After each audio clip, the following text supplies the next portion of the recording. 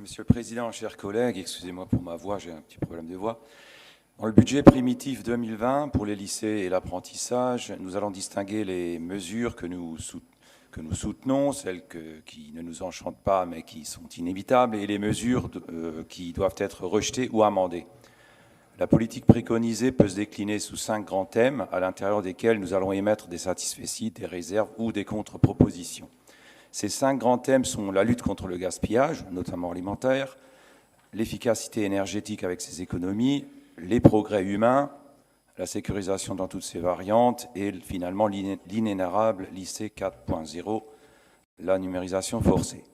Parmi les gaspillages les plus inacceptables se trouve effectivement tout ce qui est jeté après les repas collectifs dans les cantines de nos 355 lycées.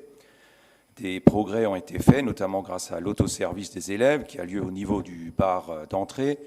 Même si ces dispositifs sont extrêmement onéreux, l'élève se sert et mange en général la quasi-totalité de ce dont il s'est servi. Nous proposons que dans certains établissements, tests, on préconise également l'autoservice pour le plat principal, si bien que dans la même logique, les aliments servis seront effectivement majoritairement consommés. Autre proposition, la fin du menu de substitution qui génère encore des gaspillages supplémentaires et l'instauration d'un repas unique. Nous devons continuer à acheter du matériel qui permet la conservation sur plusieurs jours des aliments, là aussi une mesure anti-gaspillage.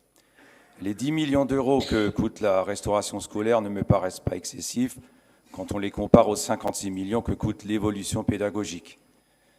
Dans la logique des recherches d'économie, nous souhaitons aussi le développement des équipes mobiles et MOP qui sont un gros gisement d'évitement des coûts supplémentaires car leur travail réalisé est beaucoup moins cher que celui d'éventuelles entreprises qui se chargeraient des travaux. On peut réduire de la sorte encore davantage les 23 millions d'euros que coûte la petite maintenance. Le deuxième thème que j'avais évoqué, c'était l'efficacité énergétique. Donc là, nous soutenons évidemment les groupements de commandes qui sont faits au niveau du bois et du gaz. Et nous appelons la région à profiter encore plus du déclassement de certains bois dû à la sécheresse ou à l'invasion des scolites pour obtenir des coûts plus faibles sur le chauffage. Le troisième thème que j'avais énuméré était le thème générique du progrès humain, comme quoi nous sommes également pour le progrès humain.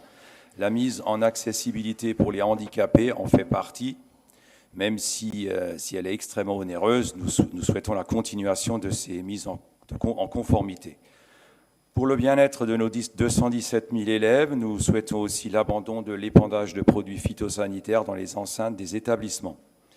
En outre, les presque 5 millions d'euros dépensés pour la modernisation de l'outil de travail pour nos agents, c'est-à-dire le programme PACT, trouvent également grâce à nos yeux et sont un investissement judicieux dans la mesure où un agent heureux au travail, évidemment, sera beaucoup plus productif et collaboratif. Également dans la catégorie progrès humain, nous avons détecté des problèmes de distribution d'eau chaude dans les internats et souhaitons que la région investisse davantage dans la solution de ce problème.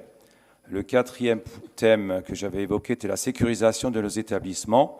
Nous appelons à une accélération de la lutte contre les dangers d'incendie, notamment le changement des gaines pouvant être inflammables, et mesurons que là aussi, c'est un gouffre financier inévitable, mais nécessaire, afin de sécuriser les 5,2 millions de mètres carrés des 240 lycées publics. Néanmoins, il y a aussi la sécurisation extérieure des lycées, pour laquelle nous souhaitons de meilleures clôtures ou simplement l'existence de clôtures, et l'installation de dispositifs qui permettent à la direction des établissements d'avoir à tout moment l'identité des gens présents dans l'établissement. Cela nous évitera peut-être un jour de devoir organiser des alertes anti-intrusion anxiogènes qui sont une sinistre actualité dans les établissements. Nous constatons aussi que les dégâts dus au vandalisme de certains élèves sont inadmissibles et souhaitons qu'en liaison avec le rectorat, de vraies sanctions dissuasives puissent réduire ce phénomène. Et l'étude PISA de l'OCDE a récemment confirmé qu'il y a un vrai problème de troubles et de turbulences dans les établissements de France. Nous sommes au même niveau que le Brésil. Le cinquième et dernier thème est bien sûr l'inénarrable problème du lycée 4.0. Nous nous opposons à la généralisation de ce plan et appelons à le réduire sur certains lycées tests afin d'avoir voir dans le temps son efficacité et sa pertinence. La numérisation ne semble pas changer la pratique pédagogique des enseignants et le budget des photocopies de ces établissements 4.0 a explosé. Dans la seule rentrée 2019, nous avons dépensé 24 millions d'euros d'argent du contribuable sans avoir la moindre certitude sur l'impact positif que cela aura sur le niveau de connaissance des élèves. Et nous ne mentionnons pas ici le problème de la sempiternelle présence des écrans numériques devant les yeux de nos adolescents. L'usage d'un ordinateur ne doit pas être une généralité, mais rester une niche, un outil momentané de transmission de connaissances. Modernisons déjà les réseaux dans les établissements et les salles informatiques pour que la majorité des élèves disposent d'un débit convenable et d'un nombre de postes fixes fonctionnels convenables quand un enseignant veut s'occuper d'une classe avec l'outil informatique. Comme vous le voyez, Monsieur le Président, nous avons émis un certain nombre de propositions constructives et concrètes. Nous avons dénoncé certaines dépenses et soutenu d'autres. Nous sommes donc une opposition constructive.